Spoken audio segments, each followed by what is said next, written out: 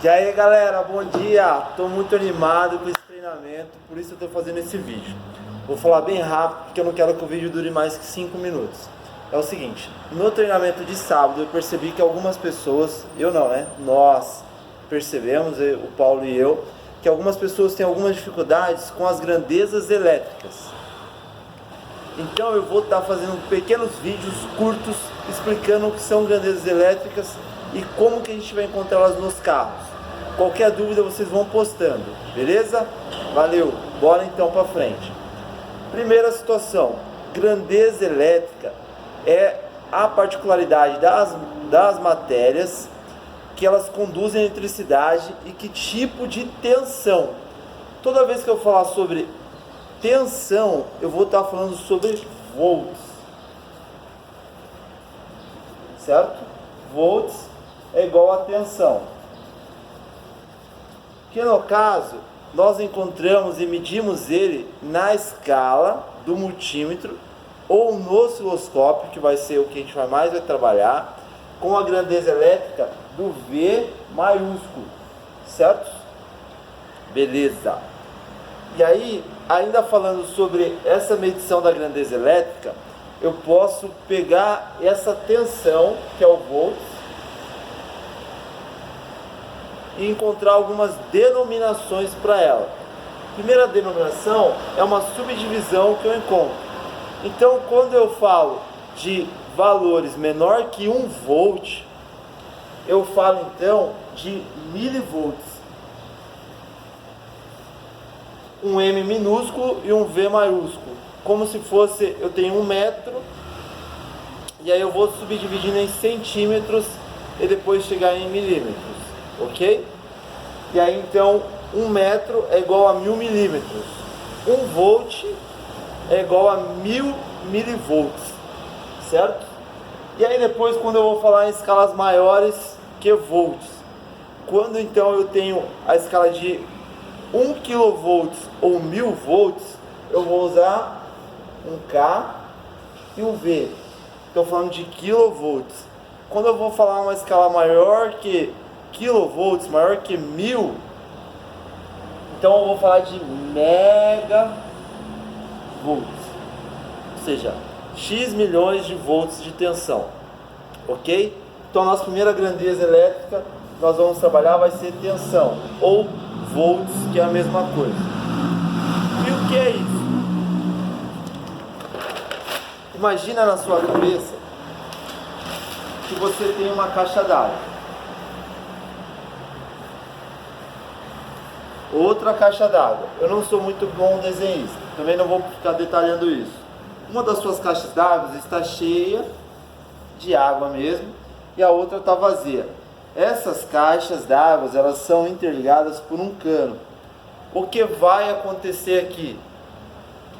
A minha caixa que está cheia, quando ela é interligada a uma caixa que está vazia, ela vai tentar entrar em equilíbrio, certo?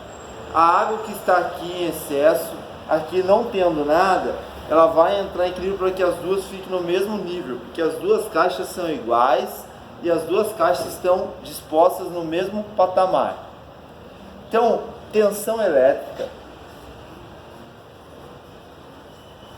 é uma diferença de potencial, é uma DDP, diferença de potencial. Não se esqueçam disso. Isso é uma tensão elétrica. Eu sempre vou ter uma carga positiva e uma carga negativa.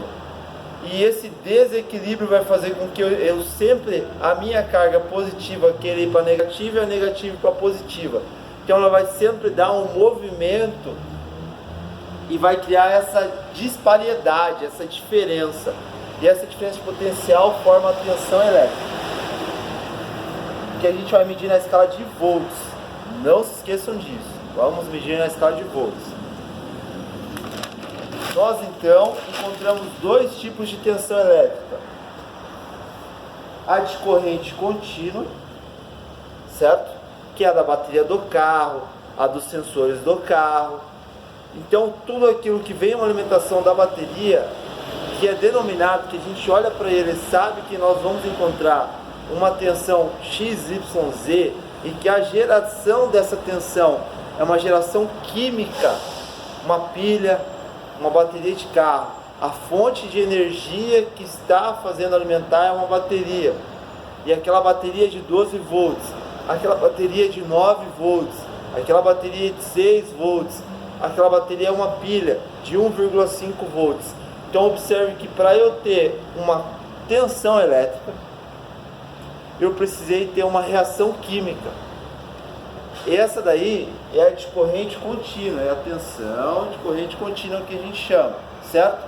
Então nós vamos utilizar essa escala do multímetro com essa simbologia e esse tracejado. A mesma coisa no osciloscópio, certo? E nós temos a tensão do tipo de corrente alternada. O que é esse cara aqui?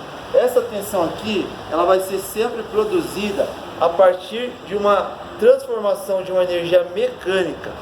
Então, quando eu vou movimentar uma turbina, quando eu vou movimentar um alternador, quando eu vou movimentar um motor que vai girar um gerador, esse gerador, a partir do movimento mecânico, vai transformar aquele movimento em energia elétrica.